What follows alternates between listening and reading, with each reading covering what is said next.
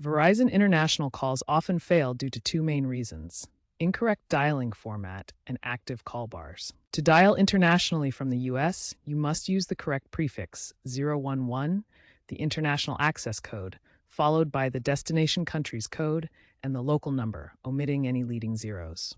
Call bars are Verizon's restrictions that prevent outgoing or incoming calls to international numbers, frequently enabled on prepaid plans or after billing disputes to prevent fraud. Dialing incorrectly accounts for 70% of call failures.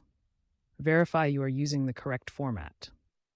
Also, check if International Dialing Assist is enabled in your Verizon account settings for automatic formatting. If your dialing format is correct, the issue might be a call bar.